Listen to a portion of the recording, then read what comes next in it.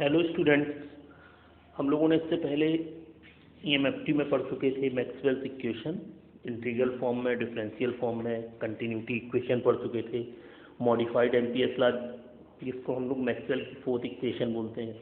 ठीक, इसके आगे हम लोग आज दो वेव इक्वेशंस पढ़ेंगे जिनको हम लोग इलेक्ट्रोमैग्नेटिक वेव इक्वेशन बोलेंगे। ठीक है, अब ये दो हैं, तो एक है फ्री स्पेस में और दूसरी है कंडक्टिंग मीडियम में। इसको पढ़ने के लिए सबसे पहले हम लोगों को जो मैक्सवेल की इक्वेशन है चार डिफरेंशियल फॉर्म में वो पता होनी चाहिए। ठीक है, इसके बिना इनको हम लोग नहीं शुरू कर पाएंगे। तो पहला वाला जो टॉपिक है वो है electromagnetic wave equation in conducting medium. Conducting medium इसका मतलब उसमें कंडक्टिविटी है। कंडक्टिविटी को हम लोग रिप्रेजेंट करते हैं सिग्मा से। तो यहाँ पर सिग्मा जो है वो जीरो नहीं है, यानी कंडक्टिंग मीडियम है, कंडक्टिविटी है। जब स्पेस होगा या फ्री स्पेस होगा वहाँ म्यू की जगह म्यू नॉट लिखेंगे, क्योंकि ये कंडक्टिंग मीडियम है। तो यहाँ पर हम लोग इसको परमिबिलिटी को म्यू लिख रहे हैं और परमिटिविटी को एप्सिलॉन लिख रहे हैं। ओके, ठीक। अब हम लोग चार इक्वेशन है, जो फोर इक्वेशंस हैं मैक्सवेल की डिफरेंशियल फॉर्म में, वो हम लोग जानते हैं इस तरह से। एक है del dot D equal to rho, दूसरी वाली equation del dot P equal to zero, third equation del cross E equal to minus डेवर V upon डेवर T, and fourth is del cross S equal to J plus डेवर D upon डेवर T. ठीक है, ये चार equation है, इनके बिना हम लोग इसको स्टार्ट ही नहीं कर पाएंगे। तो ये हमको ठीक से पहले पता होनी चाहिए कि वो इक्वेशन है कौन सी। ठीक, उसके बाद देखिए, क्योंकि ये कंडक्टिंग मीडियम है तो यहाँ पर sigma is not equal to zero. ठीक है, तो for conducting medium sigma is not equal to zero but charge density is zero everywhere. ठीक है, चार्ज डेंसिटी मतलब कहीं पर चार्ज डेंस नहीं है, रुका नहीं है ना। तो जो चार्ज डेंसिटी है वो कैसी है, वो जीरो है। ठीक ठीक, अगर charge density rho equal to zero है तो इक्वेशन नंबर 1 में, इस वाली इक्वेशन में अगर हम लोग देखें, रो की जगह हम लोग वैल्यू रख देंगे जीरो। ठीक, तो del dot D equal to हो जाएगा जीरो। ठीक है, अब डी इक्वल टू हम लोगों ने पढ़ रखा था इस तरह से, ये हो गया del dot D equal to zero, D equal to epsilon dot या एप्सिलॉन ई। ठीक है, तो डी की जगह एप्सिलॉन ई रखा, तो finally del dot E equal to zero. एक ये और इक्वेशन आ गई, इक्वेशन का नंबर हो गया इक्वेशन नंबर 5। ठीक, अब हम लोगों ने क्या किया कि जो हम लोगों की इक्वेशन नंबर 3 है, ठीक है, उसका हम लोगों ने कर्ल लिया। कर्ल का मतलब डेल के साथ क्रॉस प्रोडक्ट। ठीक, तो कर्ल लेने पर देखिए लेफ्ट हैंड साइड में हो गया del cross E equal to del cross minus डेवर वी अपॉन डेवर टी। अब इस बी की जगह हम लोग लिख सकते हैं म्यू एच। ठीक, तो ये म्यू कांस्टेंट था तो इधर बाहर आ गया, और डेवर अपॉन डेवर टी। ठीक है, और बी की जगह क्या लिख दिया, डेल ये वाला है ना, और एच तो डेल क्रॉस एच। तो फाइनली जो इक्वेशन हो गई वो del cross E equal to minus mu डेवर upon डेवर T del cross H. इसको हम लोगों ने डाल दिया इक्वेशन नंबर 6। ठीक, अब हम लोग ट्रिपल प्रोडक्ट जो हम लोग ने वेक्टर पढ़ रखे हैं ना, तो वेक्टर में अगर हम लोग ट्रिपल प्रोडक्ट लें, जैसे कोई कहे A vector cross B vector cross C vector, जैसे कि यहाँ पर है डेल क्रॉस ई, है ना।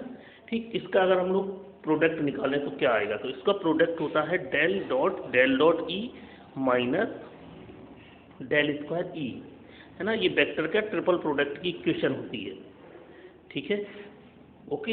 अब इक्वेशन नंबर 5 से, इस वाली इक्वेशन से हम लोग यहाँ पर, है ना, डेल डॉट ई की जगह रख देंगे जीरो।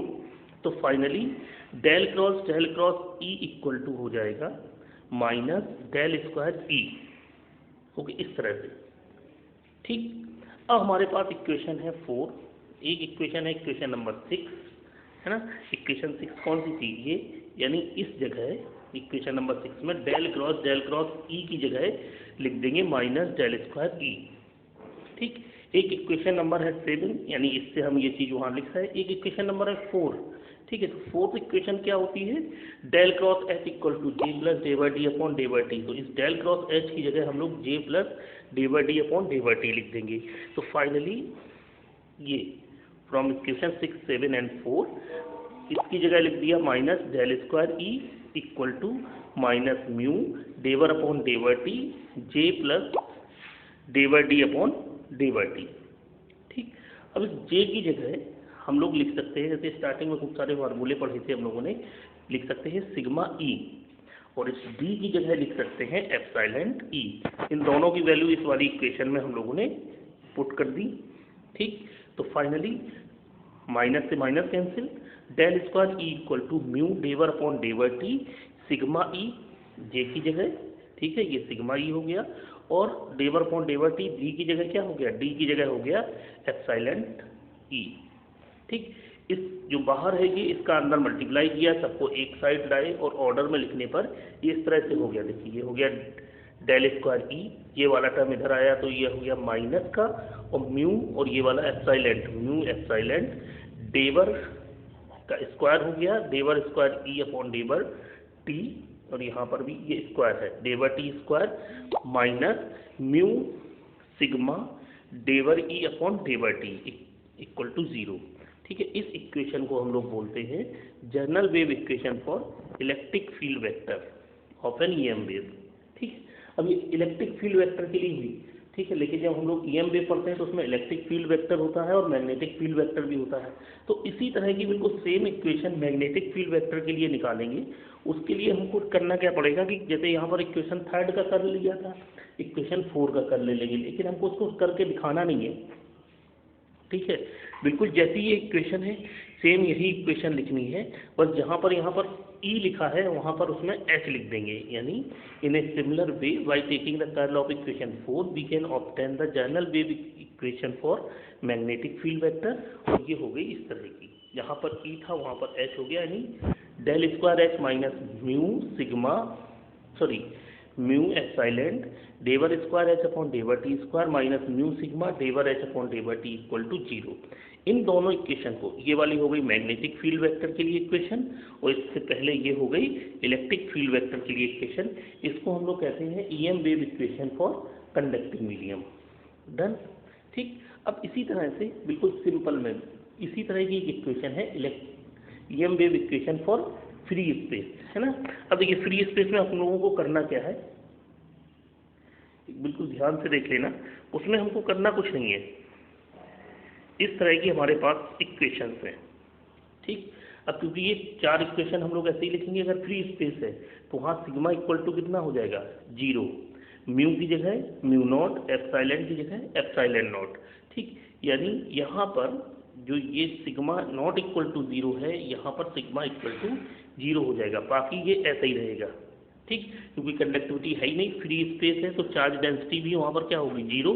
तो ये जो 5th इक्वेशन आई है ये ऐसे ही आएगी, लेकिन यहाँ d equal to epsilon not E लिखेंगे, एप्सिलॉन नॉट, क्योंकि ये फ्री स्पेस है। ओके, इसी तरह से यहाँ पर ये जैसे लिखा है म्यू नॉट म्यू एच लिखा है, तो यहाँ लिख देंगे म्यू नॉट एच।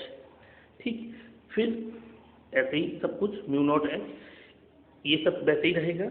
इस जगह पर देखिए j equal to sigma E होता है, क्योंकि सिग्मा 0 है तो एक टर्म इसका हो गया 0, यानी ये वाला जो टर्म है वो सिग्मा की वजह से 0 हो गया। तो फाइनली अगर ये कोई कहे फ्री स्पेस में इक्वेशन क्या है कि जो ये रिमेनिंग पार्ट है बस यही फ्री स्पेस में इक्वेशन हो गई, यानी del square E minus mu not epsilon not डेवर square E upon डेवर T square. ठीक, एक बार इसको करके देखते हैं।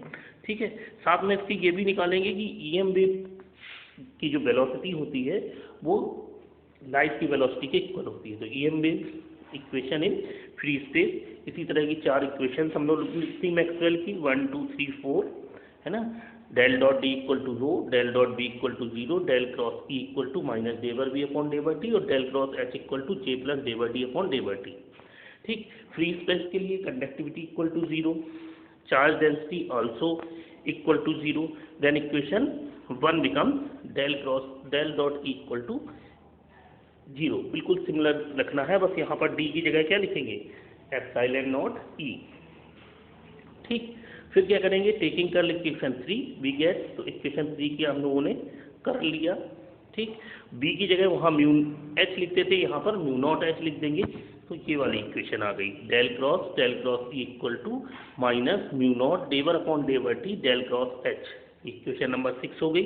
ठीक, अब हम लोग वही ट्रिपल प्रोडक्ट वाली इक्वेशन जानते हैं क्या होती है, del cross E equal to, है ना, डेल डॉट ये वाली डेल डॉट ई माइनस डेवर स्क्वायर या डेल स्क्वायर ई, ये ट्रिपल प्रोडक्ट की इक्वेशन है। ठीक, फिर इक्वेशन नंबर 5 से ये वाली जगह पे अगर हम लोग ये रखेंगे तो ये 0 हो गया, तो फाइनली आ गया del cross E equal to minus del square E, equation number 7। फिर से इक्वेशन नंबर 6, 7 एंड 4, ठीक है, तो हम लोग लिख सकते हैं del square E equal to minus mu not डेवर अपॉन डेवर टी, है ना, और डेल क्रॉस एच की जगह इक्वेशन नंबर 4 से जे प्लस डेवर डी अपॉन डेवर टी। ठीक, अब जे की जगह लिखते हैं सिग्मा ई, लेकिन सिग्मा इक्वल टू है 0, तो जे इक्वल टू भी हो गया 0। डी की जगह लिख दिया एप्सिलॉन नॉट ई, तो फाइनली इक्वेशन बची del square E equal to mu not epsilon not डेवर square E upon डेवर T square. ठीक, स्क्वायर है, ठीक है, तो ये इस तरह से। अब इसको हम लोग लेफ्ट हैंड साइड ले आए, तो ये हो गया del square E minus mu not epsilon not डेवर square E upon डेवर T square equal to 0। इस इक्वेशन को हम लोग कहते हैं general wave equation for electric field vector of EM wave in free space. Similarly magnetic field के लिए क्या करेंगे, जहां पर ई है उसको रिप्लेस कर देंगे किससे, एच से। तो similarly for magnetic field vector del square H minus mu not epsilon not डेवर square H dever T square equal to 0, equation number 9 हो गई है ना। The equation 8 and 9 satisfy the general wave equation. ठीक, अब देखते हैं, हमको ये प्रूव करना है यहाँ पर कि ये जो वेलोसिटी होती है लाइट की, ठीक है, उसके बराबर ईएम वेव की वेलोसिटी होती है। तो एक जनरल वेव इक्वेशन थी जिसको हम लोगों ने श्रोडिंगर वेव में पढ़ रखा था, वो ये थी। उसको हम लोग ऐसे लिख सकते थे del square U minus 1 upon C square dever square U upon डेवर T square equal to 0।